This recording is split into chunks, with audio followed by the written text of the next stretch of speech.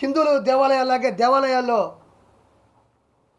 జీసస్ని పెట్టడం, ఆయన మీద శ్లోకాలు రాయడం, పాటలు పాడడం, కోలాటాలు చేయడం చూస్తున్నారు ఈ మధ్యన మీరు.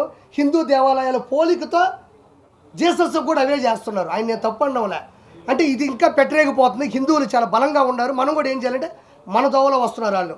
ఆ తర్వాత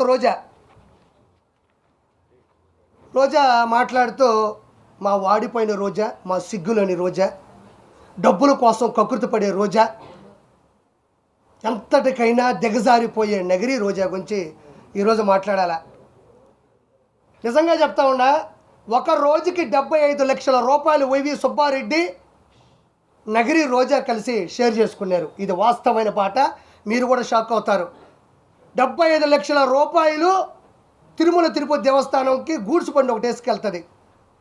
నా అంతటి లేదు తాళ్ళపాక అన్నమయ్య, ఆయన ఎట్టలేడు కింద నుంచి. మీరు అన్నమయ్య సినిమా చూస్తే నాగార్జున గారి క్యారెక్టర్ అది, తర్వాత రోజా క్యారెక్టర్ అది. వెళ్ళి రోజుకి 75 లక్షల రూపాయలన వైవి సుబ్బారెడ్డి రోజారెడ్డి ఇద్దరు కలిసి పంచుకున్నారు. ఆ తర్వాత ఈ మనిషి ఏది పేపర్లో రాసిస్తే అదే చూసి చదవడం అనేది రోజాకి బాగా అవసరం. నిన్న కూడా మాట్లాడుతూ ఉంది, నేను ఒక తిరుపతి అమ్మాయిగా అనింది. మా అమ్మ వయసు ఉంటుంది ఆవిడకి, మా అమ్మ వయసు రోజాకు ఉంటుంది, తిరుపతి అమ్మాయి అంట. ఇంకా మీకు వయస్సులు కావాలా, నాజూకుతనాలు కావాలా? ఇదేమి కర్మ ఇది?